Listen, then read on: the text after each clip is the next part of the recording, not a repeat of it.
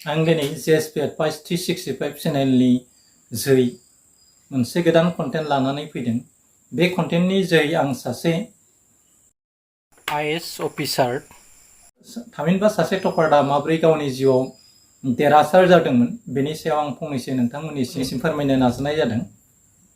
निति सिबास मुंनि सासे आइजो, जाय आइजोआ इउनियन पाब्लिक सार्भिस कमिसनाव खेबले खेबले फेल जाफ्लेनायनि जाहोनाव न'खरनि मानसिया बेनि सायाव खोब दुखु मोननाय बेरखांदोंमोन, जायनि जाहोनाव निति सिबासखौ इउनियन पाब्लिक सार्भिस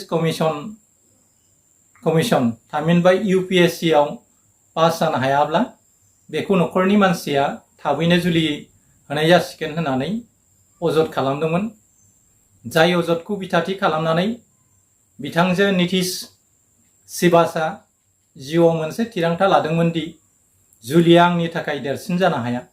बेनिखायनो जेरैखि जाया इउनियन पाब्लिक सार्भिस कमिसननि बेन्दोङाव खुंजानाय आनजादाव गावखौ माबादि साखाफारा खालामनो हायो बेखौ सानदोंमोन आरो इयुनाव मोनसे थिरांथायाव फैदोंमोन दि बियो गावखौनो गंसे न'नि बेन्दोङाव 6 दान ताला मारिथेनानै बिथाङा माबोरै सासे IAS अफिसार जानो हायो, थामहिनबा माबोरै इउनियन पाब्लिक सार्भिस कमिसनाव साक्सेसफुल जानानै गावखौ सासे IAS अफिसार महरै दिन्थिनो हायो, बेखौ गोरबोआव मोनसे सिमां फिसिदोंमोन।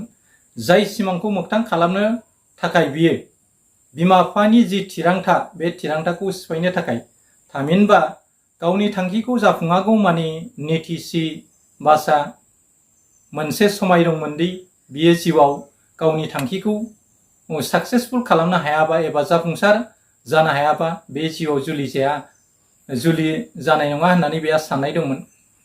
जायखौ लानानै बे गिनाय दंमोन बेखौनो बिमा बिफाया नारसिनदोंमोन आरो जुदि निति सिबासआ IAS टपार जानो हायाबा बेखौ थाबैनो न'खरनि मानसिया जुलि खालामनाय जासिगोन बा जुलि होनाय जासिगोन होननानै खोथा होदोंमोन।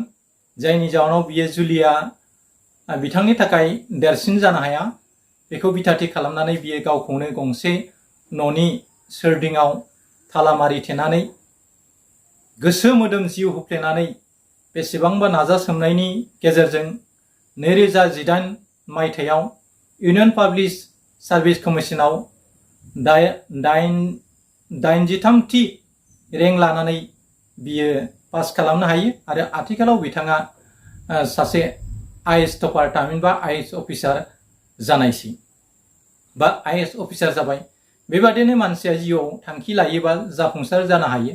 बेनिखायनो साफ्रोमबो मानसिया जिउआव मोनफा मोनफा गेदेर सिमां फिसिना लानांगौ आरो जाय सिमांखौ जाफुङागौमानि मानसिया नाजाथाबोबादि गेबें फिथाइ एबा मोजां फिथाइ मोननो हायो। बिनि बिदिन्थि महरै जों बिथां आइजो निति सिबासनि जिउनि साक्सेसफुल जानाय जारिमिननिफ्राय जों मोनदांनो हायो।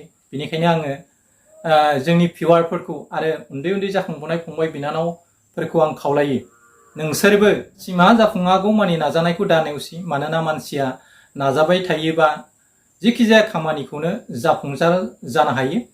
जेरैहाय निति सिबासआ बेसेबांबा नाजानायनि गेजेरजों खेबले खेबले इउनियन पाब्लिक सार्भिस कमिसननि एग्जामाव फेल जासेयावबो बियो गावखौ हार मानियाखैमोन। जायनि जाउनाव बियो गोसो मोदोम जिउ बाउसोमनानै फिन नाजादोंमोन आरो नाजायै नाजायै बिथाङा जोबथा बुब्लियाव सासे IAS अफिसार जानो हाबाय। बिदिनो जोंबो सिमांखौ गेदेर फिसियोब्ला बे सिमांनि सावगारिखौ दिनै एसे गाबोन एसे बोयोब्ला एबा नोंनि साननायखौ सानफ्रोमबो नाजालांबाय थायोब्ला गोब्राब खामानिफ्रा जेरै गेबें जायो, बेबायदिनो जों निति सिबासनि जिउनि सोमोन्दै जों नुनो मोनो। मानोना मानसिया जिउआव नाजायोब्ला जानो हायो जेबो बिजाबावनो थानो हाया। दा बिदिन्थि महरै जोङो निति सिबासनि जिउ खौरांखौ जों बुंनो हायो। नाथाय जोंनि मानसिफ्रा बा जोंनि कमिउनिटिनि मानसिफ्रा खायसे उन्दै बैसोआवनो गावनि थांखिखौ बावगारनानै हाबा लानाय आरो जिउआव गेदेर सिमां ग्रेटेस्ट ड्रिम्स बा गावनि जिउनि थांखिखौ बावगारलाङो। नाथाय गुबुन माहारिनि गेजेराव मोनसे साननाय दं, गावखौ बा गावनि आथिङाव गावखौ गायसनाबासिनो जुलि लानाया बे जाथावना नङा। मानोना जुलिनि उनाव गोबां जेंनाजों मानसिया मोगा मोगि जानो गोनां जायो, जायनि जाउनाव सा ससेयावनो जुलि जायोब्लाबो बिसि फिसाय सानैनि गेजेराव बुजिलायनाय गैयोब्ला मोनसे समाव डिभर्स जानो गोनां जायो। आरो बेबायदिनो जिउआव गोबां सुबुंनि जिउआव बेफोरबायदि थासारिया जागासिनो थानायखौ जों नुनो मोनो। बे रांनि थाखायनो बुहुमाव गोबां जाथाय जानायखौ जों नुनो मोनो। आरो बे रांनि थाखायनो गावखौ बावसोमनानै खायसे सुबुङा गेदेर अफिसार, गुनि गियानि बा गोरों मानसि जानो नाजानायनि आन्दोआव राङाबो मोनसे थुलुंगानि फुंखा हिसाबै नुजाथियो। आरो जाय रांनि थाखाय दिनैनि सुबुंफ्रा गावखौ गायसननो थाखाय, गावखौ बुहुमाव सासे खोमथा सुबुं महरै गायसननो थाखाय जेरै नाजादों, बा मोजां साख्रि मावगोन, मोजां न'खर दागोन, बिल्डिं लुगोन, बेफोरबायदिनो गोबां मिजिं फिसिनानै खायसे मानसिया गोबां बिथिंखौ नोजोर बोनानै गावनि जिउखौ गायसननो नाजायो। सोरबा समाज सिबिनो नाजायो, सोरबा डक्टर प्रफेसार जानानै खायसे गथ'फोरखौ मोजां सोलोंथाइ होनो नाजायो, सोरबाया धोरोमनि दै थांनानै माखासे गाज्रि सुबुंखौ बा गाज्रि थाखोनि मानसिफोरखौ लाबोनानै दिक्षा होनानै धोरोमाव फैनानै पाप बा इनाय उदखारनिफ्राय मानसिखौ रैखाथि होनो नाजायो।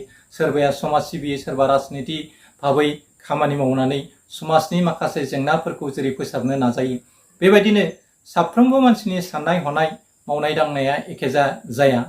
जेरैहाय नेतिशि भाषा जेरै माखासे नाजासोमनायनि गेजेरजों दिनै बिमा बिफानि सिगाङाव एबा बुहुमाव मोनसे बिदिन्थि लाबोनानै होफैबाय।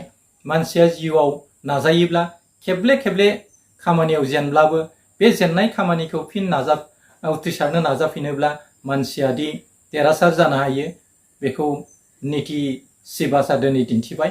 मानोना बिथाङा गावखौनो बिमा बिफाया जुलि होगोन होननानै बुंनायाव गंसे देरायाव गावखौनो 6 दान थालामारि थेनानै गोसो मोदोम जिउ होफ्लेनानै बिथाङा जिबायदि फरायदोंमोन, बिदि फरायै नाजानायनि जोहै बे 6 मास गावखौनो जेल खानायाव दोननाय बायदि थालामारि थेनानै गावनि थांखिखौ मोनहैनो थाखाय, थामहिनबा इउनियन पाब्लिक सार्भिस कमिसननि बेन्दोङाव आनजाद होनानै गाव माबोरै सासे टपार जानो हायो बेखौ बेहा मिजिं दंमोन।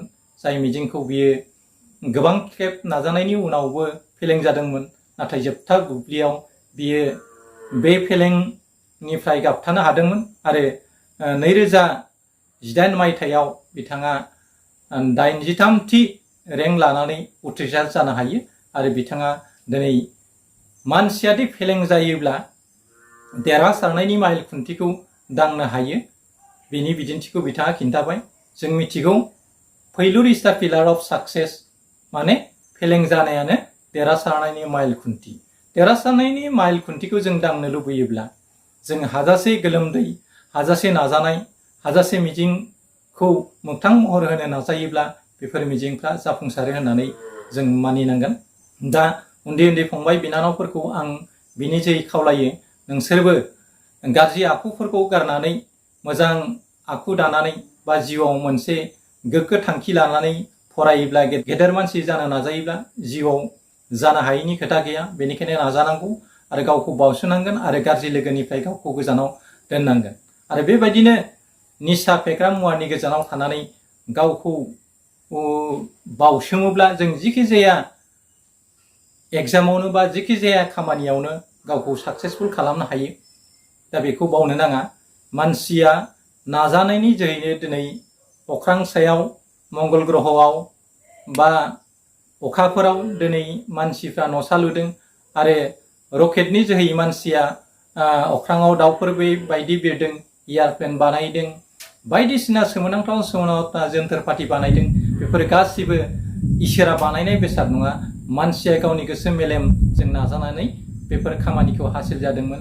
दिनै बेफोरबादिनो नोंबो नोंनि जिउखौ गोरलै गेबें खालामनो नाजायोब्ला गिबि बुब्लियाव हाजासे नाजासोमनायनि गेजेरजों दुखु खस्थ' मेगन मोदै खालामनायनि उनावसो सुखुआ जोंजों नुजाफैयो।